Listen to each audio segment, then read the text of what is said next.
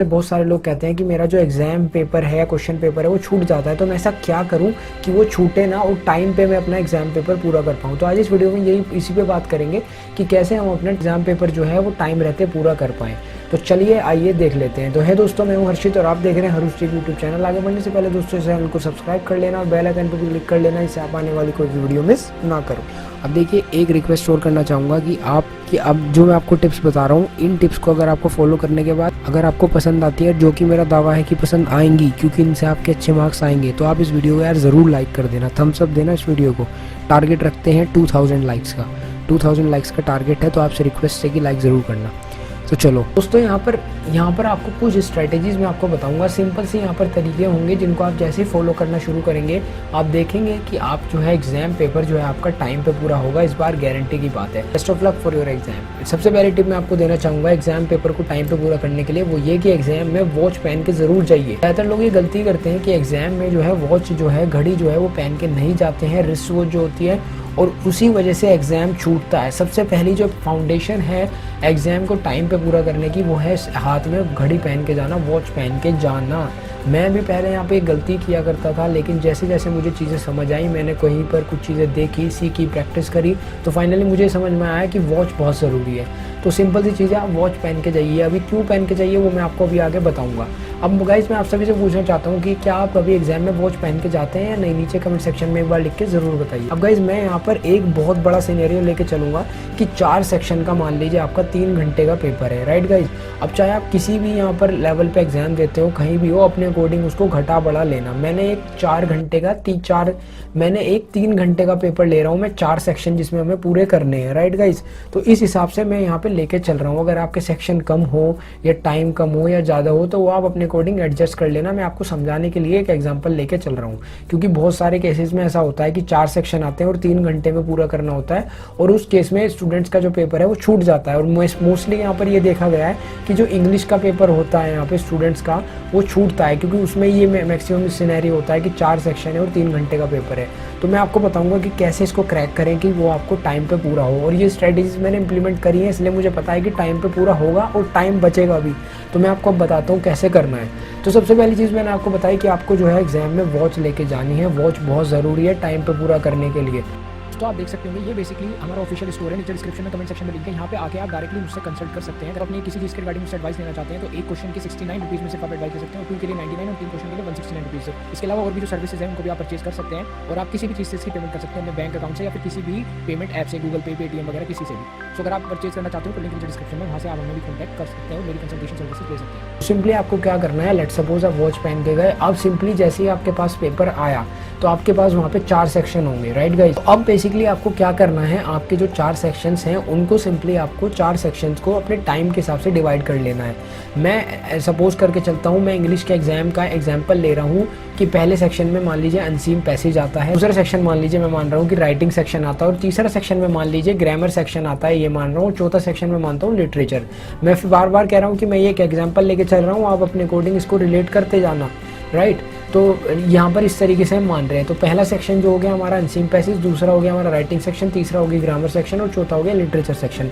तो अब मान लीजिए जैसे ही आपके पास पेपर आया, आपको सिंपली क्या करना है, आपको एक गोल बनाना है कि पहली 15 मिनट में मैं जो पहला सेक्शन है उसको सिर्फ पहली 15 मिनट दूंगा। जी हाँ दोस्तों, सिर्फ पहली 15 मिनट जो भी आपको एग्जाम में पेपर पढ़ने के लिए मिलती है, उन 15 मिनट में मैं कुछ नहीं देखूंगा, सीधा जो पहला सेक्शन है उसको पूरा कंप्लीट कर डालूंगा। वो कैसे करेंगे मैं अभी बता रहा हूँ। पहली 15 मिनट जो आपको मिली, उसमें आपको पूरा पहले सेक्शन में जो भी अनसीन पैसेज वैसे जो भी है, जो भी आपका पहला सेक्शन है उसको पूरा पढ़ डालिए ढंग में, और पूरा पढ़ डालिए बहुत ही अच्छे तरीके से। और उसमें से जो भी आपको एकदम माइंड में पढ़ते ही क्लिक कर रहा है ना, उसका आंसर वहाँ पे पेपर में पेंसिल से लिख दीजिए। पेन से अलाउड नहीं होता है, लेकिन पेंसिल से लिख दीजिए, या फिर अपने दिमाग में मार्क कर लीजिए, या कुछ भी ऐसा कर लीजिए कि जैसे ही आपके पास आंसर शीट आई, मैं इसका आंसर लिख दूंगा, राइट गाइज। तो पहली 15 मिनट में जितना भी यहाँ पर आप निकाल सकते हो, ये मत करना कि यहाँ पर उसको अच्छे से बहुत ज़्यादा डीप में पढ़ने बैठ के क्वेश्चन का आंसर ढूंढने लग गए, नहीं। पहली 15 मिनट में आपको टाइम बर्बाद नहीं करना है। आपको सिंपली क्या करना है, पहली 15 मिनट में जितने भी आपको देखते ही आंसर मिल रहे हैं, चाहे वो 5 ही मिले, 2 ही मिले, 3 ही मिले, वो सिंपली आपको क्लिक करके यहाँ पर वो टिक करके और रख देने हैं, और जैसे आंसर शीट मिलती है उसमें फिल कर देने हैं। अब आपको पहली 15 मिनट के बाद आपका ए सेक्शन हो गया खत्म। अब आपको बिल्कुल भी 1 मिनट भी फालतू नहीं देने हैं एक सेक्शन पे। अब आपको सीधा स्विच कर जाना है बी सेक्शन पे। अब जो आपका आने वाला 45 मिनट बची है, आने वाली जो 45 मिनट्स बची हैं, वो आपको देनी है बी सेक्शन में। आपको 45 मिनट में किसी भी हालत में बी सेक्शन कंप्लीट करना है, राइट गाइस। उसमें चाहे 3 क्वेश्चन हो, आपको वो बड़े बड़े 3 क्वेश्चन जो भी लेटर वेटर ये वो आर्टिकल लिखने के लिए आ रहा है, वो सब आपको 45 मिनट्स में आपको करने हैं। अब ये कैसा होगा मैं आपको वीडियो के लास्ट में बताऊंगा। आप ऐसे ही करेंगे, लेकिन कैसे करेंगे वो मैं बताऊंगा। तो आपको जो 45 मिनट्स है अगली, उसमें बी सेक्शन पूरा कंप्लीट कर लेना है, राइट गाइज। अगर आप ऐसा करते हैं तो आपके अभी तक 2 सेक्शन कंप्लीट हो चुके हैं। पहले मेरी बात सुन लीजिए मैं क्या कह रहा हूँ ध्यान से, आगे बोलने से पहले। अगर आप मेरी बात मानते हैं तो आपके ए और बी सेक्शन 1 घंटे के अंदर कंप्लीट हो चुके हैं। आपने पहली 15 मिनट दी ए सेक्शन को और 45 नेक्स्ट जो मिनट है वो दिया आपने बी सेक्शन को। 1 घंटे के अंदर आपके 2 सेक्शन कंप्लीट हो चुके हैं। मैंने ऐसा करा है इसलिए मैं आपको बता रहा हूँ। अब यहाँ पे आगे आपके पास बचे हैं 2 घंटे, और आपके पास जो सेक्शन बचे हैं वो है सी और डी। 2 ही सेक्शन है, 2 ही घंटे है। लेकिन यहाँ पे एक ट्विस्ट है कि आपको 2 सेक्शन में 2 घंटे नहीं लगाने हैं। जी हाँ दोस्तों, आपको सिंपली क्या करना है, जो आपका सी सेक्शन है, अब आपको जो अपना सी सेक्शन है उसको आपको 30 मिनट्स में कंप्लीट करना है। जी हाँ, 30 मिनट्स में जितना भी हो सकता है अपनी पूरी ताकत लगा दीजिए, जितना भी हो सकता है 30 मिनट्स के अंदर सी सेक्शन कर डालिए। अगर उसमें कुछ रह जाता है बाई चांस सी सेक्शन में, तो उसको अभी छोड़िए। अगर कुछ नहीं समझ में आ रहा, जल्दी से जो दिमाग में आ रहा है सी सेक्शन को आधे घंटे में कर डालिए। मैं मान के चलता हूँ आपने आधे घंटे में सी सेक्शन भी कर दिया, तो आपके टाइम जो हुआ वो हुआ 1.5 घंटा कंज्यूम, और आपने ए बी सी तीनों सेक्शन कर दिए हैं। अब लेट सपोज आपके पास आगे जो टाइम बचता है डी सेक्शन के लिए, वो आपके पास बचता है 1.5 घंटा। लेकिन अब आपको करना क्या है, ये इंपॉर्टेंट है। अब आपको जो अगली 45 मिनट्स बची हैं, आगे जो अगली 45 मिनट है 1.5 घंटे में से, उसमें आपको सिंपली क्या करना है, उसमें आपको सिंपली करना है डी सेक्शन। जी हाँ दोस्तों, 45 मिनट्स के अंदर आपको जो डी सेक्शन है, जो लिटरेचर वाला सेक्शन है, वो पूरा कर डालना है किसी भी तरह बहुत तेज स्पीड से लिखते हुए। अब मैं मान के चलता हूँ अगली जो नेक्स्ट 45 मिनट्स है, तो उसमें आपने कर दिया डी सेक्शन कंप्लीट। तो अब तक आपने टोटल कितना टाइम कंज्यूम कर लिया, 2 घंटे 15 मिनट। भाई आपने पहले सेक्शन को दी 15 मिनट, दूसरे सेक्शन को दिया आपने 45 मिनट, तो आपके पास टाइम हो गया टोटल 1 घंटा। अब आपने जो आगे का यहाँ पे आधा घंटा है वो दिया सी सेक्शन को, तो आपका टोटल टाइम हो गया 1.5 घंटा। अब आपने जो नेक्स्ट 45 मिनट्स है वो दिया आपने डी सेक्शन को, तो आपका जो टाइम हो गया वो हो गया 2 घंटे 15 मिनट, यानी कि 2 hours 15 मिनट्स, राइट गाइस। तो अब आपके पास जो बची हैं 45 मिनट्स, इन 45 मिनट्स में आपको क्या करना है, सबसे पहली जो 15 मिनट है उसमें आपको दोबारा से जाना है ए सेक्शन पे। ए सेक्शन में थोड़ा सा दिमाग ज़्यादा लगाना है, और जो यहाँ पर बचा हुआ रह गया था अनसीन पैसेज में क्वेश्चंस, उसमें थोड़ा सा दिमाग लगा के और जो बचे हुए क्वेश्चंस हैं वो आपको कर डालने हैं। लेकिन 15 मिनट से ज़्यादा आपको अनसीन पैसेज पर नहीं लगानी है। अगर आपका कोई 1% छूट भी गया है तो अभी रुक जाइए। अब जो आगे यहाँ पे आधा घंटा बचा है, उसमें से बेसिकली आपको क्या करना है, उसमें अगली जो 15 मिनट है वो आपको देनी है ग्रामर सेक्शन के लिए। जो भी ग्रामर सेक्शन में आपका छूट गया था, रह गया था, उसको सिंपली आपको कर डालना है। और फाइनली लास्ट जो 15 मिनट बची है, इसमें आपका पेपर पूरा हो चुका है।